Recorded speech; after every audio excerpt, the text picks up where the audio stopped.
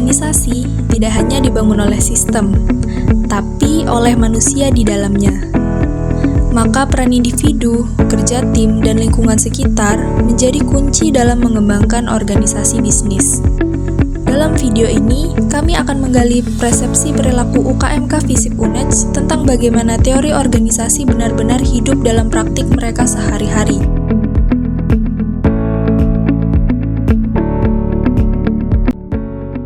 Selamat siang Kak. Selamat siang juga. Perkenalkan, kami dari Program Studi Ilmu Administrasi Bisnis Fakultas Ilmu Sosial dan Ilmu Politik Universitas Jember. Jadi di sini kami ingin memenuhi tugas Kak dalam mata kuliah teori organisasi dan ingin melakukan wawancara singkat sebagai bagian dari proyek video dokumenter. Nah, sebelum itu mungkin Kakak kenalan dulu nih sama kita. Dari siapa, di mana, dan angkatan berapa Kak? Oke, sebelumnya terima kasih udah mau wawancara UKMK sendiri ya. Perkenalkan, aku Alivia Rizka Nur Azizah dari Program Studi Administrasi Bisnis Angkatan 2023. Di UKMK sendiri, jabatanku itu sebagai anggota di bidang organisasi dan manajemen. Baik, jadi kita langsung aja nih Kak ya, langsung ke organisasi yang Kakak ikuti yaitu UKMK. Baik, kalau gitu karena Kakak sudah perkenalan juga, kita lanjut ke sesi tanya jawabnya ya Kak. Pertanyaan pertama, jadi sebagai individu dalam organisasi ini kan tentu setiap orang itu punya pengalaman dan tantangan tersendiri. Nah, kalau dari Kakak sendiri, apa tantangan pribadi yang paling sering Kakak hadapi selama menjalankan peran di UKM ini Kak? Kalau aku sendiri sebagai pengurus tahun ini ya, nah untuk tantangan buat aku sendiri itu lebih ke keakraban antar anggotanya. Jadi aku tuh belum benar-benar mengenal semua anggota secara lebih akrab gitu. Karena kan ada beberapa pengurus yang itu mereka baru menjadi anggota di tahun 2024 tahun lalu. Jadi karena aku udah jadi anggota dari 2023, ada beberapa anggota yang masih belum aku kenal secara akrab. Terus yang kedua itu lebih ke job desk aku sebagai bidang ormen. Jadi di bidang ormen itu ada salah satu tugas di mana harus menarik minat anggota UKMK sendiri untuk mengikuti atau ikut serta ke proker-proker dari UKMK sendiri. Nah, itu masih jadi PR sendiri buat bidang ormen, terutama aku juga untuk menarik perhatian saudagar muda untuk ikut berkontribusi di proker-proker kita. Terus tantangan yang ketiga itu pada saat diskusi. Jadi pas diskusi itu kan masing-masing anggota tuh pastinya punya ide-ide yang berbeda-beda gitu ya. Nah, di situ aku sebagai penanggung jawab misal di salah satu diskusi itu masih susah untuk menyatukan ide dari orang-orang yang ada di diskusi tersebut. Jadi biasanya kalau misalkan untuk mengatasi hal tersebut karena idenya terlalu berbeda, jadi biasanya itu dibuat voting. Jadi ide-idenya itu dibikin opsi, nanti di voting dan semua anggota di situ akan voting dan hasil terbanyak akan dipilih seperti itu. Jadi sesuai voting begitu ya Kak? Baik, untuk pertanyaan kedua, seberapa besar pengaruh peran individu terhadap keberhasilan organisasi? Oke, menurut aku sendiri sangat berpengaruh ya untuk keberhasilan organisasi sendiri. Karena apa? Karena masing-masing anggota dalam organisasi itu pastinya punya tupoksi yang sudah ditentukan dari awal gitu kan. Nah, ketika tupoksi itu dijalankan dengan baik, maka kinerja dari organisasi tersebut juga akan baik. Dan ketika tupoksi itu tidak dijalankan dengan baik, maka akan menimbulkan beberapa konflik. Contohnya, misalkan aku di bidangku itu diamanati untuk mengurus peminjaman tempat untuk salah satu proker. Nah, ketika aku tidak menjalankan itu dengan baik, aku nggak mengurus peminjaman tempat dengan cepat gitu ya, maka bisa memunculkan konflik berupa acara yang akan kita jalankan itu bisa nggak dapat tempat atau apa. Dan sebenarnya bisa diganti sama orang lain job desk-nya. Cuman kan kalau misalkan kayak gitu akan muncul yang namanya tumpang tindih job desk, dan itu bakal menimbulkan konflik yang lebih besar lagi gitu. Pertanyaan selanjutnya, bagaimana sih Kak kerjasama antar anggota dalam UKM kewirausahaan ini? Kalau kerjasama di UKMK sendiri itu biasanya kan udah dibentuk ya anggota-anggotanya, dan di situ udah dibagi juga job desk-nya dari masing-masing anggotanya. Nah, setelah dibagi job desk-nya itu biasanya kita ada rapat. Nah, di UKMK sendiri itu ada 2 rapat. Yang pertama itu rapat umum, yang itu dilaksanakan 1 bulan sekali dan dihadiri oleh semua anggota pengurus UKMK 2025. Ya, setelah itu ada juga rapat bidang. Di rapat bidang itu dihadirinya sama semua anggota bidang, ketua bidang, sama perwakilan BPH. Nah, tujuannya apa? Tujuannya kalau misalkan rapat umum itu untuk membahas apa aja sih yang sudah dilakukan per bidang selama 1 bulan sebelumnya dan proyeksi apa yang akan mereka lakukan ke depannya. Kalau misalkan yang rapat bidang itu membahas tentang apa yang sedang mereka lakukan di 2 minggu itu, dan membahas kira-kira mungkin kalau ada konflik atau ada permasalahan yang perlu dibahas, itu nanti didiskusikannya di rapat bidang itu. Terus yang ketiga itu kita juga komunikasi secara online di grup WhatsApp. Jadi nggak cuman rapat secara offline aja, kita juga melakukan diskusi di grup WA juga. Biar apa? Biar efisiensi koordinasi gitu. Jadi nggak harus nunggu rapat dulu untuk membahas suatu masalah, jadi juga bisa dibahas di grup WA secara langsung. Selanjutnya itu ada evaluasi. Jadi biasanya setiap ada abis proker gitu, biasanya diadakan evaluasi di mana semua panitia nantinya akan berkumpul dan membahas kekurangan dari acara tersebut dan kedepannya untuk memperbaiki kekurangan tersebut seperti apa gitu. Pertanyaan selanjutnya, sebenarnya seberapa besar sih pengaruh kelompok dalam proses pengambilan keputusan di organisasi UKMK ini?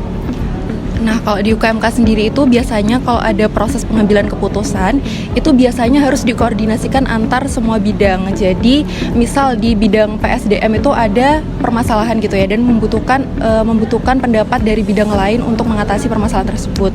Nah, itu bisa dikoordinasikan antar ketua bidangnya terlebih dahulu. Nah, nanti ketua bidangnya itu akan mendiskusikan dengan masing-masing anggotanya.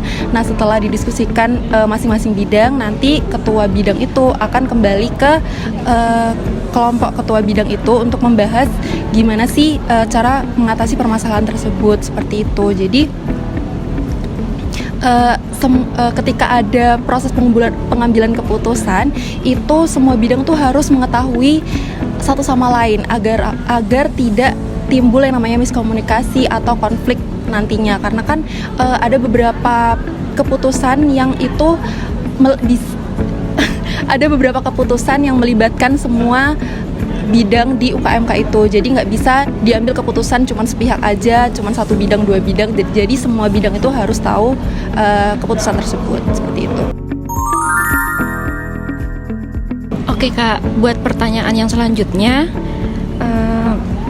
bagaimana lingkungan fakultas mempengaruhi cara kerja organisasi ini? Untuk di FISIP sendiri itu, dari FISIP sendiri cukup mendukung ya untuk semua proker-proker yang dijalanin sama UKMK. Apalagi kan di FISIP sendiri itu kan seperti yang kita tahu ada program studi administrasi bisnis, di mana cukup relevan sama tema UKM kita, yaitu UKM kewirausahaan itu. Nah, di UKM kewirausahaan itu kita ada proker yang namanya tuh UKM Kastor. Jadi di UKM Kastor itu kita bisa menjualkan barang-barang atau usaha yang dimiliki sama anggota UKMK atau bahkan dari mahasiswa FISIP juga bisa kayak gitu. Terus juga di UKMK sendiri itu kebetulan kita dipercayakan oleh FISIP sendiri untuk mengadakan kegiatan-kegiatan kewirausahaan seperti lomba atau seminar. Nah, contohnya itu seperti yang kemarin baru dilaksanakan itu ada lomba bisnis plan dan desain. Nah, itu jadi kita membuka untuk semua mahasiswa UNEJ bahkan untuk bisa berkontribusi di lomba tersebut, seperti itu. Terus juga yang akan datang ini ada Festival 2025. Nah, di situ kita kegiatannya itu ada seminar. Yang pertama itu seminar, kemudian ada lomba kewirausahaan, sama terakhir ditutup dengan bazar yang nantinya akan mengundang UMKM di UNEJ, bahkan di luar UNEJ juga bisa gitu. Selanjutnya aku mau tanya, menurut kakak ada nggak sih kebijakan atau aturan organisasi yang sangat berpengaruh pada kinerja anggota? Di UKMK sendiri pastinya ada ya. Contohnya itu untuk meminimalisir keterlambatan. Nah, itu biasanya dari BPH atau dari pengurus harian itu menerapkan yang namanya denda. Jadi biasanya biar mereka itu datangnya tepat waktu, itu biasanya didenda. Paling kecil sih minimal 5 menit itu 1.000 biasanya. Nah, itu sebenarnya nominal yang cukup kecil, tapi lumayan bisa untuk meningkatkan disiplin dari anggota-anggota kita. Terus juga biasanya untuk meningkatkan motivasi kerja mereka, biasanya di UKMK sendiri itu ada yang namanya YOTM. Jadi tiap bulan itu kita pilih anggota terbaik yang kinerjanya itu paling baik di UKMK. Nah, kita posting nama mereka sama foto mereka di feed biar mereka itu lebih terapresiasi kinerjanya, sama bisa memotivasi anggota-anggota lain juga untuk memiliki kinerja yang lebih baik. Di UKMK sendiri juga biasanya kalau misalkan ada event atau acara gitu, biasanya kita tuh untuk memilih MC gitu ya, biasanya kita memilih anggota-anggota atau pengurus yang emang belum jadi MC gitu contohnya ya. Jadi biar semua anggota itu bisa ngerasain buat jadi MC, biar bisa punya pengalaman juga di UKMK kayak gitu. Selanjutnya, oke Kak, pertanyaan terakhir, apa sih yang UKMK lakukan untuk menciptakan lingkungan kerja yang sehat dan produktif? Oke, karena aku sendiri bidang organisasi dan manajemen ya, di bidang ormen itu ada proker upgrading pengurus. Jadi upgrading pengurus itu merupakan proker di mana tujuannya itu untuk menyatukan semua pengurus pada pengurus tahun itu untuk meningkatkan kualitas mereka dengan melakukan kegiatan-kegiatan yang bisa aja santai dan bisa aja semi formal gitu. Kalau yang kemarin itu, yang pertama upgrading pengurus yang pertama itu dilakuin dengan seminar. Jadi seminarnya itu mengundang pengurus tahun lalu dan mereka itu bakal ngasih kita materinya waktu itu kepemimpinan. Jadi biar memberikan bekal untuk pengurus tahun ini untuk menjalankan kepengurusan tahun ini gitu. Terus habis itu yang kedua juga di bidangku sendiri, di bidang ormen itu ada proker yang namanya upgrading pengurus. Jadi upgrading pengurus itu kita ngadainnya 2 kali dalam satu pengurusan. Tujuannya apa? Tujuannya untuk menyatukan semua pengurus 2025 supaya mereka bisa lebih bonding, lebih meningkatkan kebersamaan mereka juga, dan juga tujuannya untuk meningkatkan kualitas pengurus 2025. Nah, itu kita adanya 2 kali. Yang pertama itu kita konsepnya itu seperti seminar. Jadi kita mengundang pengurus tahun lalu dan mereka memberikan materi ke kita untuk bekal kita dalam menjalankan kepengurusan pada tahun itu. Nah, yang kedua ini rencananya akan dilaksanakan secara lebih santai, di mana kita nanti akan keluar jadi kayak staycation gitu.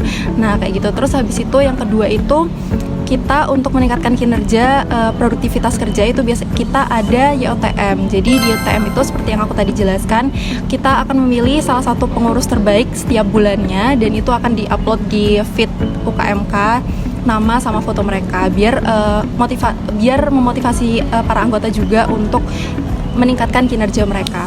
Terus kita juga biasanya adain makan-makan bareng, jadi kayak santai-santai aja gitu, non formal, biar satu sama lain tuh lebih bonding. Jadi kalau misalkan di organisasi itu anggotanya lebih bonding gitu kan ya, bakalan kinerjanya bakalan lebih enak gitu kan, karena udah sama-sama akrab gitu. Terus habis itu kita juga ada malam akrab. Nah, itu termasuk proker juga. Jadi malam akrab itu disatuin sama upgrading pengurus yang kedua tadi. Jadi acaranya tuh bakalan di luar kayak staycation gitu, dan itu lebih ke santai-santai aja sih. Itu sama tujuannya untuk meningkatkan kebersamaan antar anggota kayak gitu.